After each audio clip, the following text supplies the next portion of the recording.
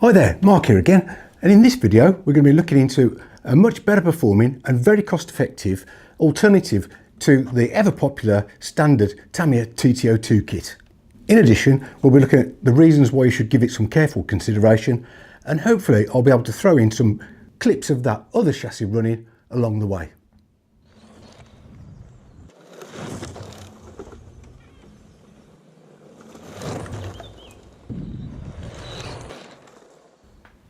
Now, the stock TT02 kit is an easy build, entry-level, four-wheel drive chassis, and it's available with literally tons of wonderful detailed bodies like this one. And it's reasonably priced, well, for a Tamiya anyway. But as I said, for me, it's the awesome quality and realism of the bodies that really is the selling point of the standard TT02 kit. But when it comes to the chassis, the handling and the specification really does leave a lot to be desired. Equipped with plastic bushings instead of bearings, simple springs instead of shocks, and non-adjustable suspension that all run on plastic pivots. Yeah, not ideal. So, for just a little bit more money, you can get this instead. Yep, it's the TT02 Type S. I know, yeah, it's TT02, but basically the only similarities are the actual chassis tub itself. Yes, it's only a rolling chassis, as you can see there, so you'll need to get yourself a body set, but there are tons and tons of them available, and only for about 30 or 40 pounds, and that includes the body itself, all the stickers or decals, and any of the plastic accessories like mirrors and wipers, grills and so on. They all come with the chassis kits. And for about only 30 or 40 pounds, it's about the same as you pay for a set of bearings and some CVA shocks for your standard kit. So yes, the Type S comes with the bearings and the CVA oil-filled shocks, but it also comes with so much more in the box. So what we need to do is get it on the bench and put it alongside the standard kit and have a look at the differences.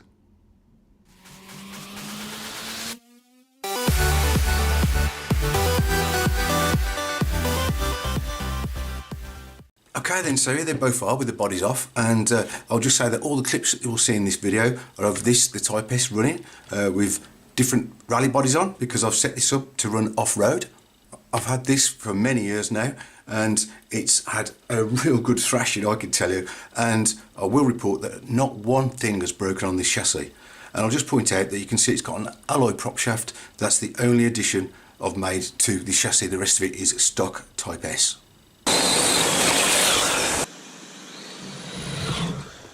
And just look at the difference when we drop the car. So there's your standard kit, you can see it bouncing all over the place. And Type S, I think it's difficult for you to see, but I think you can tell the difference when I just drop them, that this is going to have its wheels planted more on the ground than the standard kit. And obviously if your wheels are on the ground, you've got far better control. As I mentioned, the chassis are exactly the same on both, and everything inside that chassis is exactly the same, including the differentials. But everything from the inner suspension mounts right out to the wheels is completely different and upgraded on the Type S. In addition to all the suspension parts and the transmission being of better quality, the main design feature that improves the handling is the length of the wishbones or the suspension arms. The arms on the Type S being much longer, which means that the steering pivot, it pivots inside the wheel, as you can see there, rather than the standard kit where the pivots are kind of inboard, so the wheel rotates around the outside of the pivot. And that means, as you can see, the geometry changes as the wheel moves in an arc when you steer. The Type S stays in a single plane when you turn, so it just moves left and right, and obviously it makes the steering that much more precise. As I said, I've converted the Type S to run off-road for my rally bodies, and what I've done is given it a bit more suspension clearance or ride height. That's a really simple thing to do with the Type S kit. Basically just changing the bottom shock joints and a bit of trimming on these lower arms at the front, and that's your lot. It doesn't cost anything, it's really easy to do, but I can't say the same about the standard kit, because that takes a lot more work and a lot more effort to get that to perform anywhere near any good off-road. So it's a bit difficult to see the differences on the suspension with the wheels on, so we'll just get those off and we can have a closer look.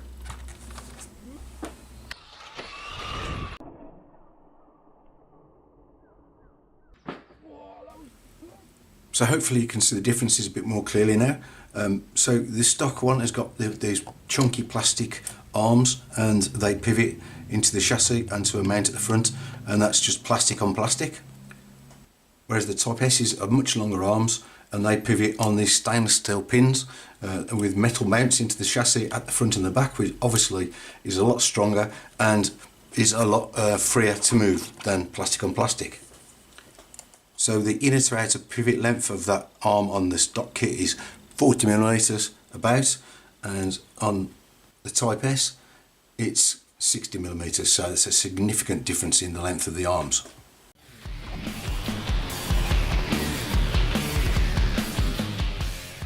The stock chassis's got what I think are called pillar ball uprights, so there's a plastic ball joint in that top arm and also in the bottom arm, and the steering pivots and the suspension pivots are all on those same two ball joints. And a weak point of this design is that the plastic balls, as you can see there's a lot of movement, they're known to pop out of these arms, the top and the bottom arms, which is usually followed by the drive shaft popping out, and also your output cup, your output joint flying out and going off, never to be seen again.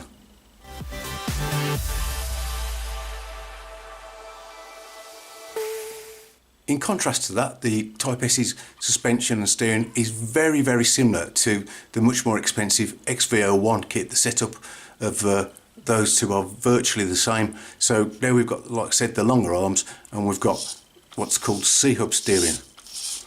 So we've got separate joints now for the steering, which is the top and the bottom in the steering knuckle. And inside here, inside the uprights, are metal joints. So there's a metal sleeving in there, so that's all moving on metal.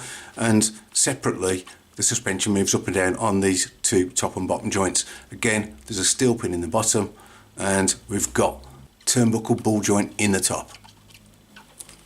In addition to that adjustable top arm, we've got adjustable steering links and an adjustable top arm at the rear, which means we can adjust the camber and toe of the car, which you cannot do with the stock TT02.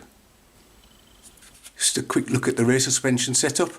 Similar to the front, we've got that upright there, we've got the steel links at the bottom, we've got multiple mount holes for the shocks, you've got your turnbuckle adjuster for the top arm, and a nice little feature is the kit includes ball joints for the top and the bottom of the shock. Like I say, gives that shock a bit more freedom to move. And while we're here, you can see you've got FRP shock mount, which is a lot tougher and a lot stiffer than the standard plastic mounts. You even get a little bit of blue anodised bling on the spacers there. Plus you've got plenty of different mounting positions there in that slot for the top of the shock.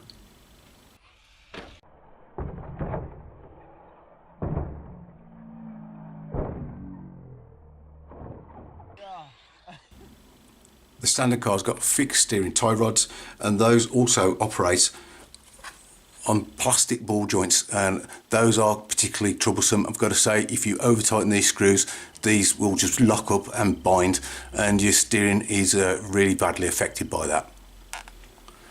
The steering link is also similar to the tie rods. It's a fixed piece of plastic, also running on those horrible plastic ball joints. This one I can feel is rather tight, and yeah, so you've got no adjustability at the servo end either. The Type S's steering links or steering tie rods are operating on stainless steel ball joints. Again, you've got that bit of alloy bling on the spacer there. The servo tie rod is also turnbuckle, so you can adjust that, and it's got yet another upgrade, which is the high torque servo saver, which is a lot tighter and gives you that much more precise steering.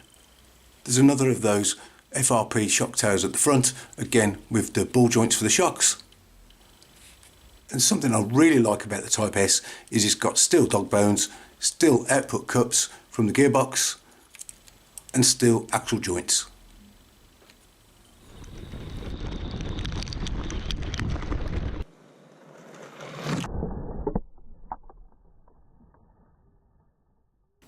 A nice little touch is that the Type S comes with alloy hex wheel adapters. Yeah, this one's slightly different because I've put narrower ones on for the wheels that I'm using, but this is what you get with the stock kit, which is your plastic hex. And I'll just put a wheel back on each of the cars to show you the difference in steering lock. So if we just turn the steering so it's on full lock, that's as far as the standard kit will go. I think you can see there, that's the difference between the two. I'll just put one on top of the other so you can really see the difference. So that really does show how much more steering you can get using the C-hub steering and obviously those metal dog bones.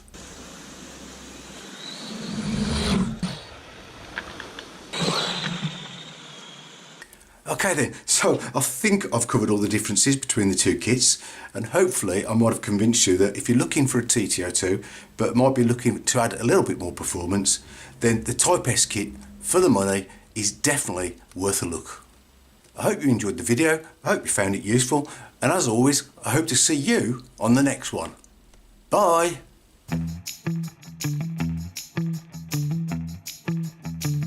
Oh dear.